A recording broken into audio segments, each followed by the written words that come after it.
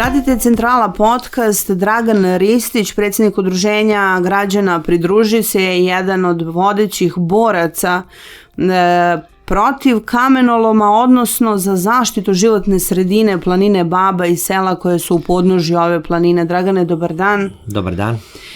Pratila sam na društvenim mrežama juče, vi ste imali blokadu puta, zapravo danima traje blokada, ali čini mi se da je juče bila nekako najžešća. O čemu se radi? Šta se to juče događalo kod Lešja? Pa evo ovako, da kažemo da je nazovemo blokada puta, to je u stvari neka, ne možemo reći baš ni blokada, jer to je ili neka vrsta selektivne blokade. Jednostavno meštani Lešja žele da zaštite javno dobro, da zaštite put. Na putu je konstantni pretovar šlepera i onda jednostavno ljudi žele da se to više zaustavi i da bi sačuvali put i most koji su pravili svojim sredstvima, znači svojim samodoprinosom i jednostavno štite javno dobro. A šta to znači pretovar kamiona, da ljudi koji možda nisu u temi razumeju? Pa evo ovako, taj put je predviđen za kamione čija je nosivost maksimalno 6 tona po osovini.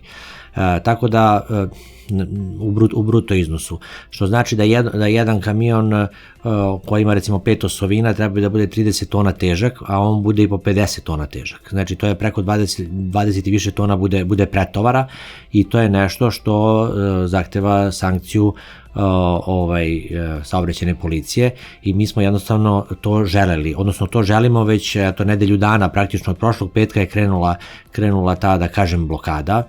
Mada je možda to malo teška reč, s obzirom da mi ne želimo da blokiramo put, daleko od toga, jednostavno želimo samo da pomognemo nadležnim organima da mogu da vrše svoju dužnost onako kako treba. Znači mi sada šta tražimo? Tražimo da ti kamioni koji su konstantno pretovareni, da se više ne kreću tim putem i da ne lome jednostavno put i most na reci Grzi koji je, znači, skoro pred rušenjem, verujte mi.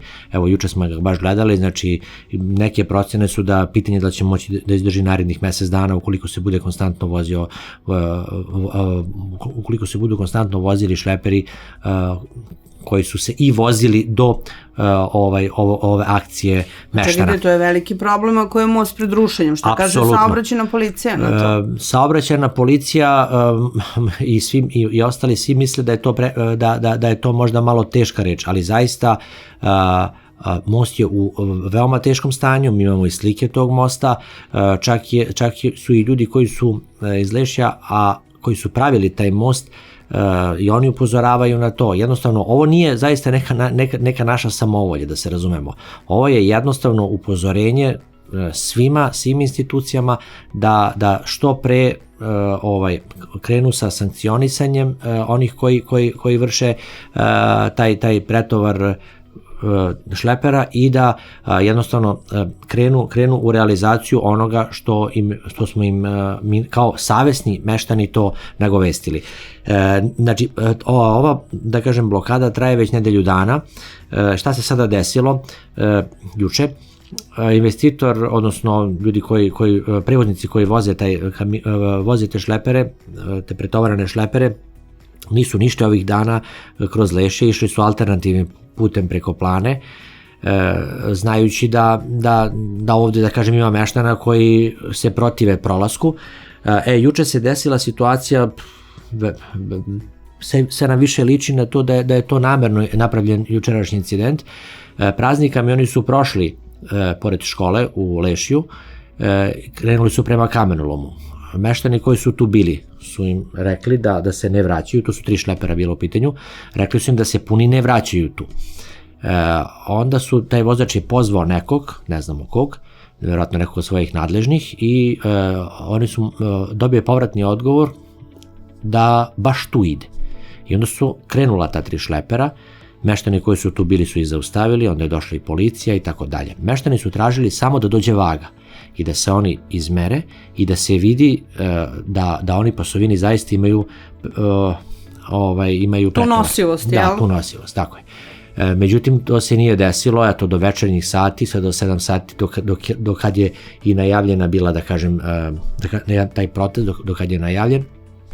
i to se nije desilo, onda su kamioni tu ostali parkirani celu noć, praktično do ujutru i evo danas se to ponovo Znači kamioni nisu prošli? Ne, kamioni dalje tu stoje, jednostavno mi, znači svi meštani koji su tu na putu traže da se doveze vaga i da se ustanovi taj pretovar. Eto, a ljudi se smenjuju na... Pa da, smenjuju se kako ko može da izdrži, znači jednostavno tu smo praktično, evo noćas bili non stop, 10 ljudi je dežuralo noćas, jednostavno mi sad čuvamo i te kamione praktično, tu smo i mi i policija i želimo da se taj problem što pre reši. Pa to je vrlo ozbiljna akcija, znači vi i tokom noći, jučerašnjeg dana i evo i danas sprečavate taj prolazak, a šta kaže policija?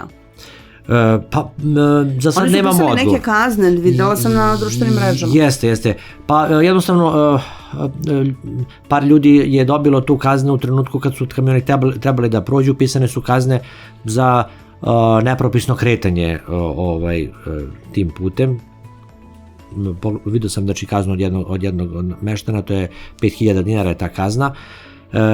Tako da sad vidjet ćemo kako će dalje da ide, jednostavno kažnjavati dalje ljude, zaista mislim da nema smisla, jer ti ljudi prvo vrše posao onog što treba da radi policija. Oni rade nešto što bi trebalo policija sama da ustanovi da tu ima pretovara i da jednostavno izbaci iz saobraćaja ta vozila.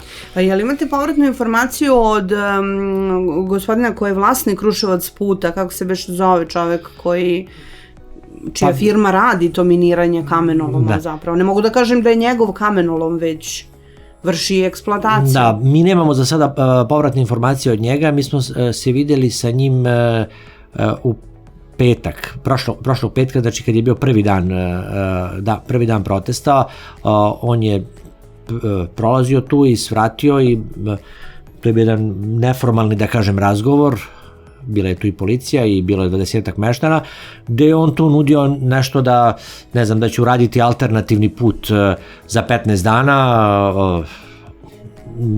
a da ga meštani puste da on tu ide tih 15 dana, što naravno, meštani na to naravno nisu naseli, jer uraditi put za 15 dana, neko kaže, to je prilično neozbiljno. Ja sam sticajem okolnosti predsjednik savjeta mesne zajednice u Plani već 11-12 godina i znam celu proceduru. Reći da će neko uraditi put za 15 ili mesec dana je toliko neozbiljno da ili lažete te ljude ili ste pripremili kompletnu dokumentaciju pa ćete uraditi za 15 dana. Jednostavno, od trenutka kada se reši da se radi jedan put do trenutka kada dođu mašine i krenu nešto da rade, potrebno je, boga mi, 9 meseci do godinu dana, jer potrebne su javne nabavke, potrebno je, znači, da, postoji procedura naravno, i to kad su rešeni imovinsko-pravni odnosi, a tamo gde bi eventualno trebao da bude taj put, taj alternativni, koji je on pomenuo, mi znamo sigurno da nisu rešeni imovinsko-pravni odnosi. Znači, to je potrebno možda par godina da se reši imovinsko-pravni odnosi, tako da pričati o nekih 15 dana je zaista neozbiljno. Uostalom, prošlo je već nedelju dana od toga, pa nismo vidjeli ni jednu mašinu da je krenula tamo. Tako da, sve se ovo dešava baš zbog toga što su preskočeni neki koraci u realizaciji tog kamenoloma. Znači, oni koraci koji su bili sporni na samom početku, znači, znajući da će oni biti sporni, Kruševac put je te korake preskočio i onda je krenuo dalje, tražio direktno neke dozvole, da kažem, ili te ustavne saglasnosti koje je dobio iz Ministarstva zaštite životne sredine, pa se onda vraćao na plan detaljne regulacije. Ostvariti plan detaljne regulacije u ovom trenutku je potpuno nemoguće, s obzirom da po prostornom planu opštine Paraćin tu nije predviđen kamenolom. Znači, mi smo dobili iz Ministarstva građevine obaveštenje po kome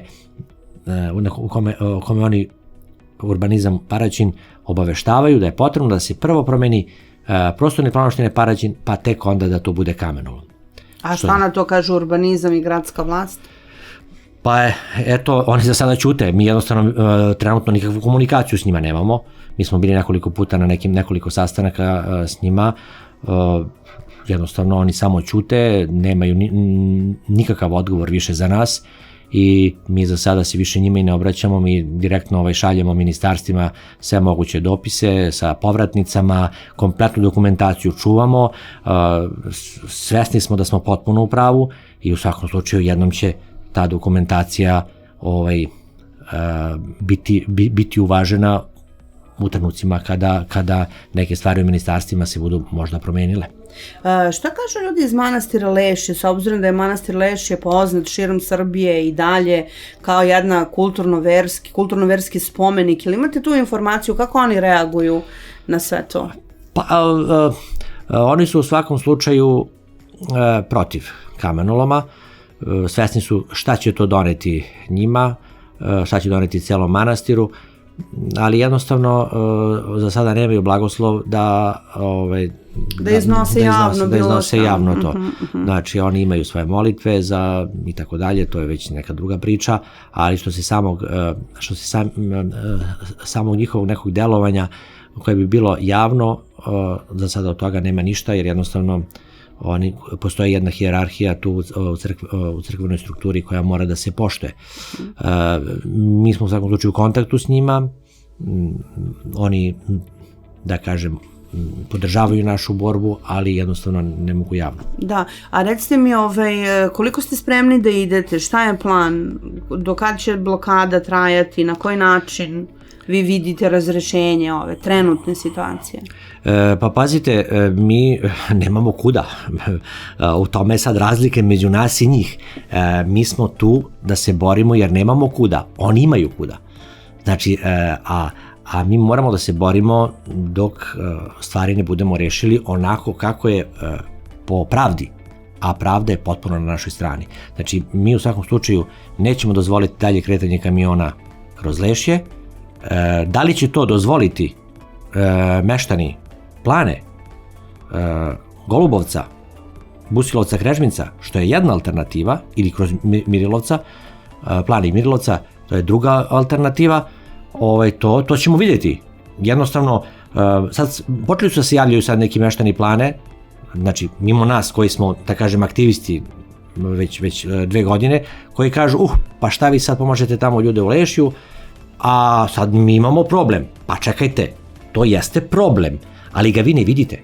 Znači, sad su i oni počeli da se suprotstavljaju i kažu, nama će polomiti puteve. Pa polomit će nam ako nas taj rudnik ne zanima.